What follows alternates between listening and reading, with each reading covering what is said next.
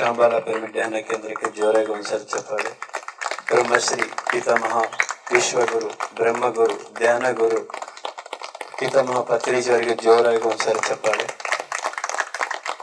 ಎಲ್ಲ ಪಿರಮಿಡ್ ಮಾಸ್ಟರ್ಗಳಿಗೆ ಜೋರಾಗಿ ಒಂದ್ಸರಿ ಚಪ್ಪಾಳೆ.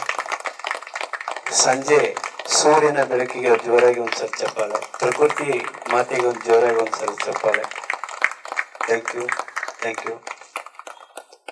ಪಿರಮಿಡ್ ನಲ್ಲಿ ಇರೋರು ಎಲ್ಲರೂ ಇಲ್ಲಿ ಬಂದು ಮುಂದೆ ಕೂತ್ಕೊಳ್ಳಿ. ಶಾಂಬಾಲ ಪಿರಮಿಡ್ ಧ್ಯಾನ ಕೇಂದ್ರದ 2ನೇ ವರ್ಷದ ವಾರ್ಷಿಕೋತ್ಸವ ನಡೀತಾ ಇದೆ.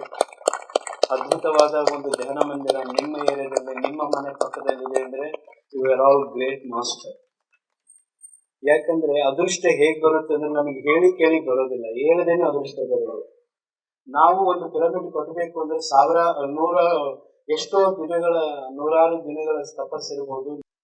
ಆದರೆ ಪಿತಾಮಹ ಪತ್ರಿಜಿ ಅವರು ಪ್ರತಿಯೊಬ್ಬರು ಮಾಸ್ಟರ್ ಕೂಡ ಧ್ಯಾನ ಮಾಡಿದ ತಕ್ಷಣ ಮರುದಿನವೇ ಪ್ರಚಾರ ಮಾಡುವುದು, ಮರುದಿನವೇ ಧ್ಯಾನ ಮಂದಿರ ಕಟ್ಟಬಹುದು. ಅಂತ ಅದ್ಭುತವಾದ ನಮಗೆ ಕೊಟ್ಟಿದ್ದಾರೆ. ಹೌದಾ?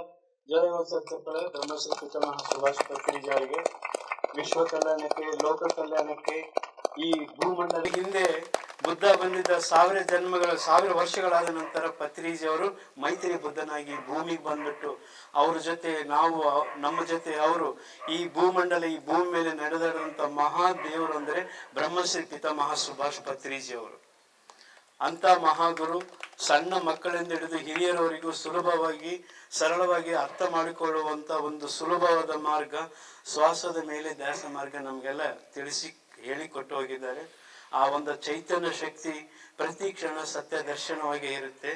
ಯಾಕಂದ್ರೆ ನಾವೊಂದು ಉಸಿರು ತಗೊಂಡಿವಿ ಅಂದ್ರೆ ಒಂದು ಸತ್ಯ ದರ್ಶನ ಒಳಗೆ ಹೋಗುತ್ತೆ, ಮತ್ತೆ ಒಂದು ಅಜ್ಞಾನ ದರ್ಶನ ಹೊರಗೆ ಬರುತ್ತೆ.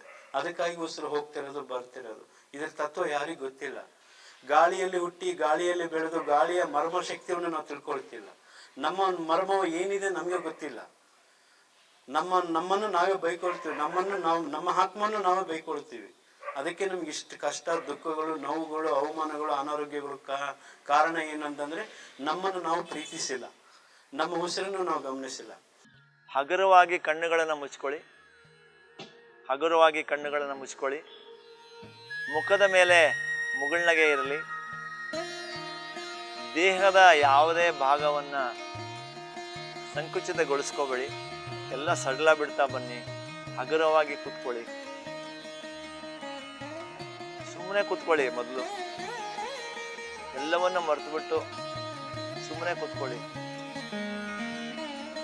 ಏನು ಪ್ರಶ್ನೆಗಳು ಬೇಡ, ಏನು ವಿಚಾರದಿಂದ ಪ್ರತಿಯೊಂದು ಎಕ್ಸಲೇಷನ್ಗೂ ನಿಮ್ಮ ದೇಹವನ್ನು ರಿಲ್ಯಾಕ್ಸ್ ಮಾಡ್ಕೊಳ್ತಾ ಬನ್ನಿ. ಸಹಜವಾದ ಪ್ರಾಕೃತಿಕವಾಗಿ ಯಾವುದೇ ವಿಚಾರಗಳು ಮನಸ್ಸಲ್ಲಿ ಬಂದ್ರೂ ಯಾವುದೇ ಪ್ರತಿರೂಪ ಮನಸ್ಸಲ್ಲಿ ಬೇಡ. ಕೇವಲ ನಿಮ್ಮ ಉಸಿರಾಟ ಮಾತ್ರ, ಕೇವಲ ನಿಮ್ಮ ಉಸಿರಾಟ ಮಾತ್ರ ಮಾಸ್ಟರ್ಸ್.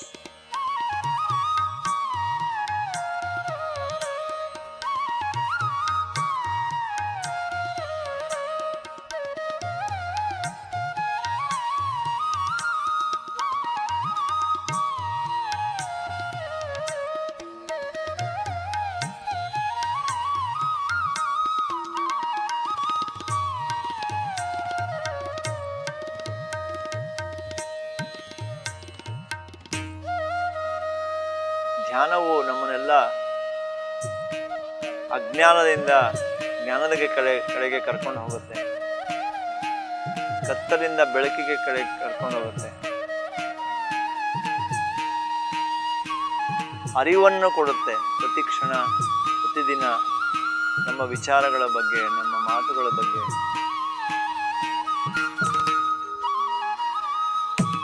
ನಾನು ಒಂದು ಆತ್ಮದ ಸ್ಥಿತಿ, ನಾವೆಲ್ಲ ಶಕ್ತಿ ಜೀವಿಗಳು ಅನ್ನೋದು ಗೊತ್ತಾಗುತ್ತೆ.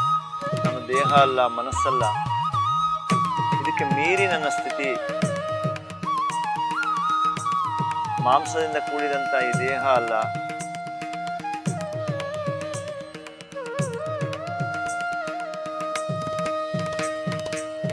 ಅನುಭವಕ್ಕೆ, ಈ ಜೀವನದಲ್ಲಿ ಏನೋ ಒಂದು ಕಲೀಲಿಕ್ಕೆ,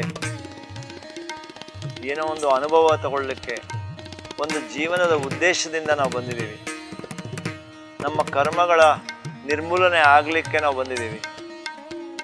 ನಿರ್ವಾಣಿಕ ಜೀವನವನ್ನು ಅನುಭವ ಪಡೀಲಿಕ್ಕೆ ನಾವು ಬಂದಿದ್ದೀವಿ.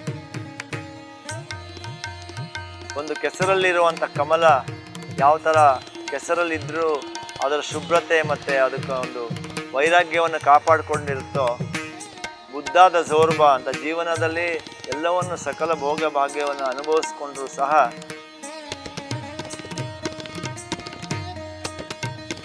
ಧ್ಯಾನದಿಂದ ನಮ್ಮ ಪರಿವರ್ತನೆ ಹೊರತು ಪ್ರಪಂಚದ ಪರಿವರ್ತನೆ ಅಲ್ಲ.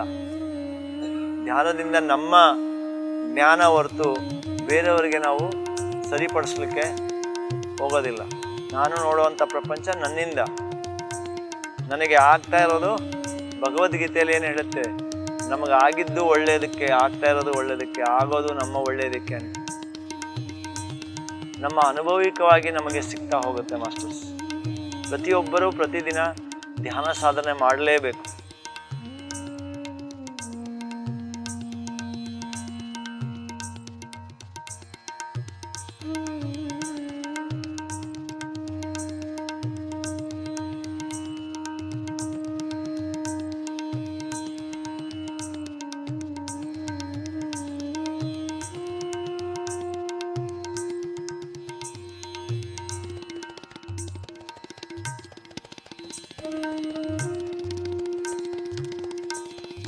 ನೀವಿರುವ ದೇಹವನ್ನು ಅರಿವು ಮಾಡಿಕೊಳ್ಳಿ. ನಿಧಾನವಾಗಿ ನಿಮ್ಮ ಬೆರಳುಗಳನ್ನು ಬಿಡಿಸ್ಕೊಳ್ಳಿ. ನಿಮ್ಮ ಹಸ್ತದ ಮಧ್ಯಭಾಗವನ್ನು ಕಣ್ಣಿನ ರೆಪ್ಪೆಯ ಮೇಲೆ ಸ್ಪರ್ಶ ಮಾಡಿ ಹಗುರವಾಗಿ. 5. ನಿಮ್ಮ ಹಸ್ತದ ಮಧ್ಯಭಾಗವನ್ನು ಕಣ್ಣಿನ ರೆಪ್ಪೆಯ ಮೇಲೆ ಸ್ಪರ್ಶ ಮಾಡಿ ಹಗುರವಾಗಿ. 5, 4, 3, 2, 1. ನಿಧಾನವಾಗಿ ಕೈಗಳನ್ನು ಇಳಿಸ್ತಾ ಮುಗುಳ್ನಗೆಯೊಂದಿಗೆ ನಿಮ್ಮ ಕಣ್ಣುಗಳನ್ನು ತೆರೆಯಬೇಕು. ಮತ್ತೊಮ್ಮೆ ಎಲ್ಲರಿಗೂ ಸ್ವಾಗತ.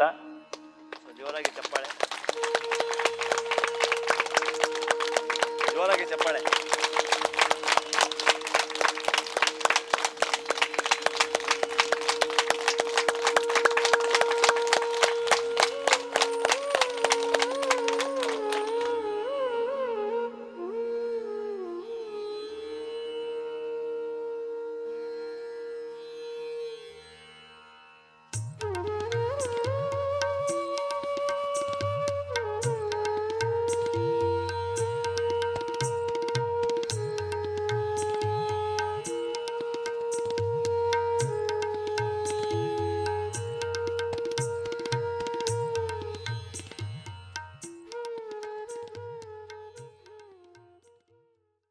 PMC ಕನ್ನಡ ಚಾನೆಲ್ ಅನ್ನು ಲೈಕ್ ಮಾಡಿ, ಶೇರ್ ಮಾಡಿ, ಸಬ್ಸ್ಕ್ರೈಬ್ ಮಾಡಿ ಮತ್ತು ಮಾಡಿಸಿ. ಎಲ್ಲರಿಗೂ ಧನ್ಯವಾದಗಳು.